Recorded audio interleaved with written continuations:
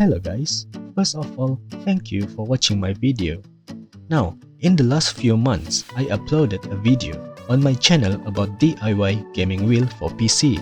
So, in this video, I will explain about the circuitry that I do for my DIY gaming wheel. But before that, if you haven't watched the video, please consider to watch it first, then come back to this video, so you will have an idea what all of this about. Now, let's see what inside a gamepad looks like. In this project, I'm using a cheap gamepad that I get from the local store. So, what we need is the board inside. Usually, there are 4 parts of the board. Main board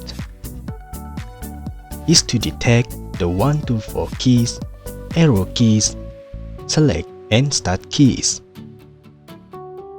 Analog board is to detect the analog axis and L3, R3 key. Left and right button board is to detect the L1, R1 and L2, R2 key. This is all the board together looks like. Let's see the circuit connection that make all of this possible. First, let's find the ground terminal of the circuit. As you can see here, there are written label on the board. GND means ground, so this is the ground for the circuit.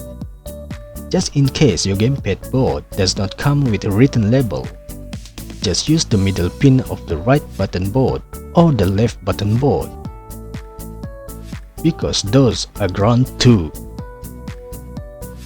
Next, we need to find all the key that can be used for various functions.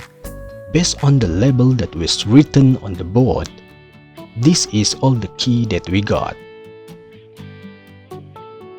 Now, let's see the circuit connection for the head shifter.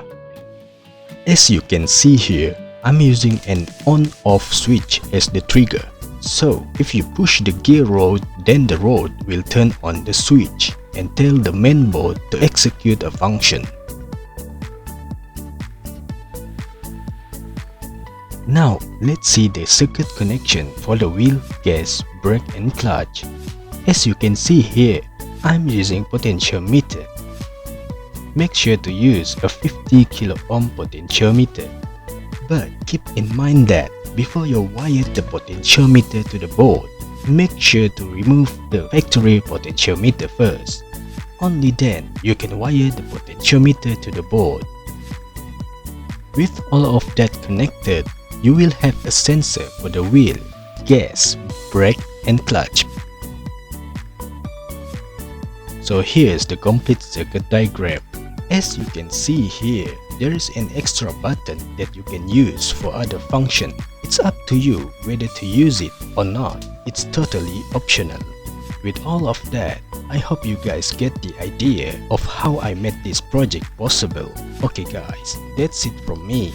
Please subscribe, like and share to support me making more video. Thank you for watching.